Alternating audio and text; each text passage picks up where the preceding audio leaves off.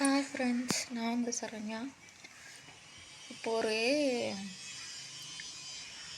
பேரை சொன்னால் அவளுக்கு தான் நீங்கள் போய் பார்ப்பீங்க. அது தேவையில்லை. நமக்கு ஒருத்தி வந்துட்டு நம்மளை பற்றி தெரியாமல் இஷ்டத்துக்கு பேசிகிட்டு இருக்கா. அந்த காசு தான் அவளுக்கு வேணுமாமா. நம்மளை பற்றி பேசி அவள் காசு சம்பாதிக்கணும்னு பார்த்துட்டா. அதனால் இஷ்டத்துக்கு நல்லா பேசுகிறீங்க. சூப்பர், இப்படி தான் பேசணும். ஆனால் என்னாச்சு, சம்பாதிக்கணும்னு நினச்சிங்கல்ல, எல்லாம் சம்பாதிங்க. ஆனால் நான் சொல்ல மாட்டேன் உங்கள் பேரை. நான் ப்ரமோஷன் கொடுக்க மாட்டேன் உங்களுக்குலாம்.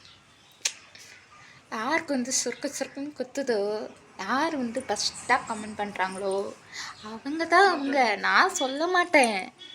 நான் அழுதேன். எதுக்கு நம்மளை பற்றி இப்படி தேவையில்லாமல் பேசுகிறாங்க அப்படின்னு நினச்சி நான் அழுதேன். அதுக்கப்புறம் இப்போ எனக்கு அழுகையே வரல ஃப்ரெண்ட்ஸ். எனக்கு அவங்கள மாதிரி நக்கல் அடித்து பேச தான் வருது ஃப்ரெண்ட்ஸ். ஆமாம் ஃப்ரெண்ட்ஸ், எங்கள் வீட்டில் கேஸ் முடிஞ்சு போச்சு ஃப்ரெண்ட்ஸ். அதை தான் சொன்னேன் ஃப்ரெண்ட்ஸ்.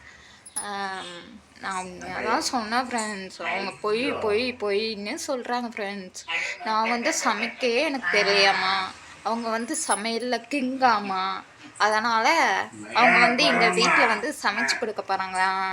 என் பிள்ளைய நான் பார்த்துக்கலையாம்மா. அவங்க பார்த்துக்க போகிறாங்களாம்மா. என் புருஷனை என்னால் பார்த்துக்க முடியலையாம்மா. என் புருஷனை அவங்க பார்த்துக்க போகிறாங்களாம். வேற ஒன்றும் இல்லை. சரி, லாஸ்ட்டாக அவங்க பேர் சொல்லிடலான்னு நினைக்கிறேன். ப்ரமோஷன் இல்லை, சும்மா போய் பாருங்க. ராஜு விலாக்ஸ், பாய். அப்புறம் இப்படி கிண்டல் அடிச்சு பேசுகிறேன்னு தப்பாக நினச்சிக்காதீங்க. எனக்கு வெறுப்பாக இருக்குது. ஆமாம், வெறுப்பாக வருது. இப்போ நான் விட்டுட்டு போனேன், அவள் பார்த்துக்குவாளா என் புருஷனையும் என் பிள்ளையையும் அப்படின்னு சொல்லுங்க. நான் விட்டுட்டு ஓடிடுறேன். பாய்.